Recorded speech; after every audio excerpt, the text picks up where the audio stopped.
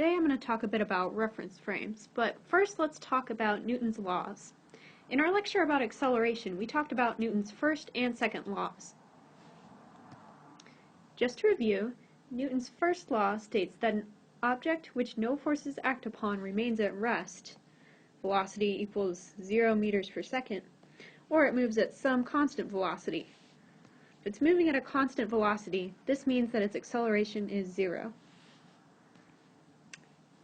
Newton's second law is a little bit different. It states that in order for an object to have some acceleration, a, it must be acted upon by some force, pushing it, or pulling it.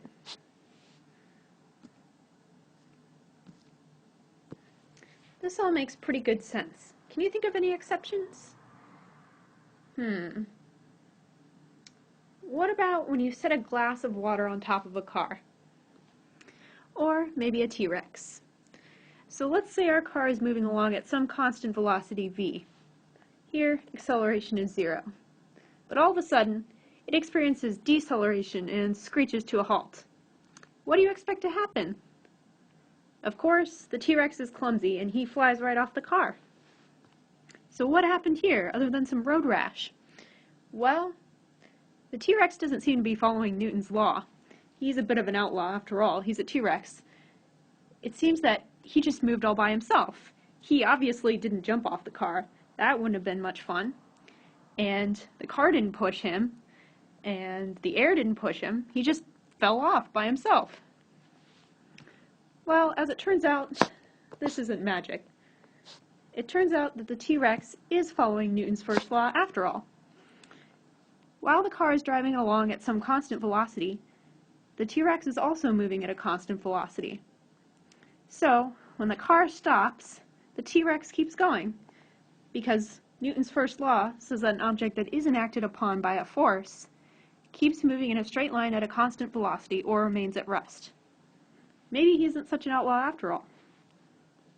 This tendency to continue in a straight line at a constant velocity is called inertia.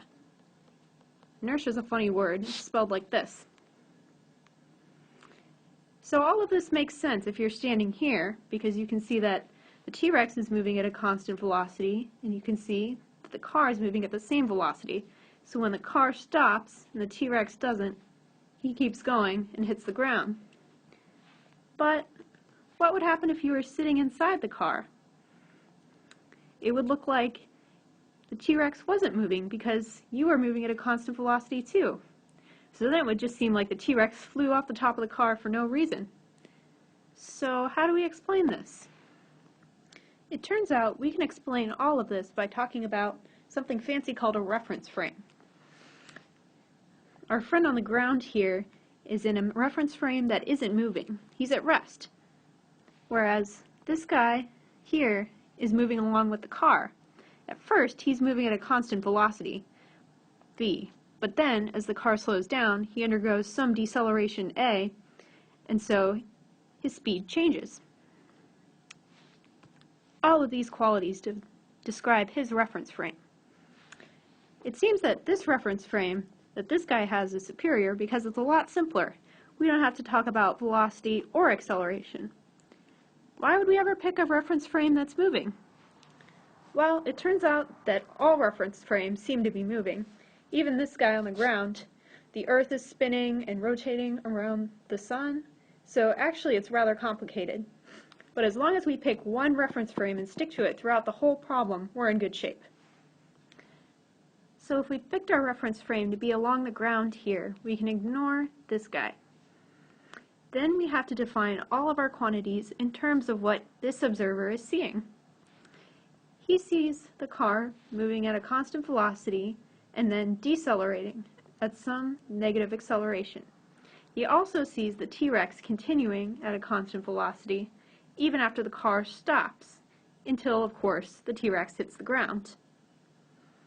This is just a little bit about reference frames. We'll talk more in the next lecture. Thanks for listening.